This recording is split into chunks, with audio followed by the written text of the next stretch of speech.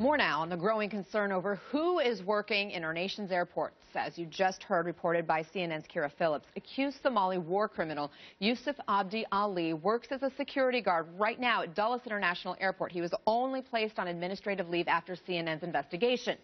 Joining us now to discuss this, Congresswoman Barbara Comstock. She's a Republican from Virginia. She sits on the Committee for Transportation and Infrastructure, and Dulles is in her district. Congresswoman, thank you so much for joining us. Good morning. Great to be with you. So how does this happen is the obvious question. A man who has been in the U.S.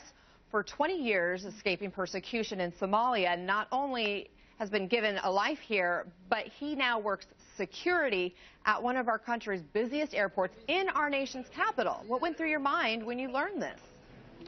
Well, first, I'd like to thank CNN's investigative team because I think they did very good work and they've highlighted multiple failures in multiple systems.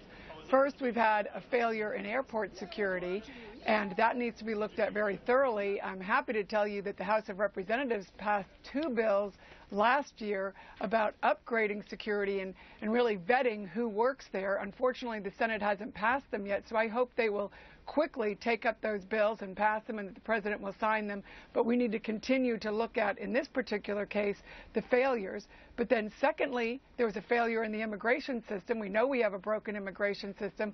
Why this couple allowed in this country?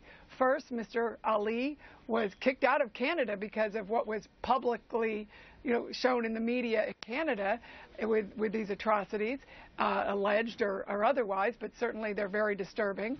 And then we need to know a lot more about that. And then his wife was convicted of immigration fraud, as Kira pointed out in the report. So that's your second failure. And then third, we have a failure of our office that's at the Department of Homeland Security that's supposed to be investigating when war criminals or human rights violators have gotten into the country in some way. And so we need to clean up all 3 of these failures in these systems. And I think what we need to look at in this particular case is know every fact and what was going on, and all of the people involved with looking at our airport workers need to be looking at basic media that's available. As Kira pointed out in the report, you could Google this and find out all this information that you've highlighted. You went a step further, yet we have multiple agencies pointing at each other saying they didn't know, or if they did know, they couldn't do anything. I think most of us, if we Googled somebody and saw they were an alleged war criminal, they wouldn't get an interview. You wouldn't invite them in. You'd never have to worry about them working in any type of job because you wouldn't want an alleged war criminal in your office, whatever office you're in. Sure. This guy certainly seems like low-hanging fruit, somebody whose history is right there online. Chris Cuomo's done a story with this guy in the past, just several years ago. So we know that his history has been put out front, and yet he passed a background check. That does not give a traveler a lot of confidence in the system. Well, my understanding from the Department of Homeland Security is the so-called checks that they run are just the criminal background checks, the terrorist watch list, which we know is incredibly flawed and didn't include anything about war crimes. And then they have other systems that they put them through. He apparently wasn't in these systems, but he was in Google. That doesn't cost the government anything. So DHS should be looking at Google. The people who are hiring somebody should be looking at them so they don't even bring them into the system and clear them for being looked at in any way. And then the airport itself. I mean, I hope right now everybody's taking all the employees at Dulles or any airport around this country, put them in a Google search and see what you find. So if there's anything like this. I'd also like to invite your listening public to contact our office, to contact the Homeland Security Committee that is working on these 2 bills to upgrade. So I hear what you're saying. I mean, there is a lot of finger pointing going on. You have asked for an investigation. You have bills.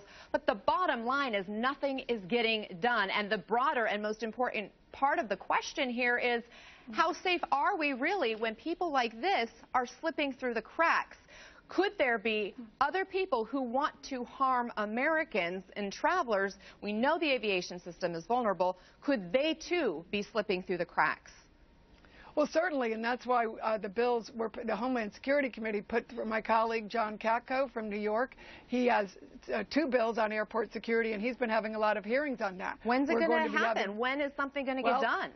we need the Senate to get in gear and to get these bills passed, but we also need to immediately do more investigation, and I am not happy with the response. You know, I spent and my staff did all day yesterday trying to get more answers. We're in the same boat that you are. Everybody's pointing at everybody else, and we're not getting satisfactory answers. So that's why I'm going to the public who also to ask them, provide us more information that you know about. We're going to have hearings. We're going to hold people accountable. And if you see something out there that you know about, if there's action being taken, please let us know so we can do more to make sure that incidents like this don't happen, and that terrorists, as you point out, who know they want to come, we know they still target airlines.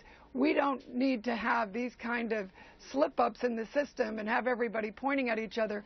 We need to have a system that has built-in redundancies, that everybody is looking at something like Google, that everybody is double-checking and rechecking and raising these kind of concerns that you've raised. Congresswoman Barbara Comstock, thank you so much for joining us. We do appreciate it.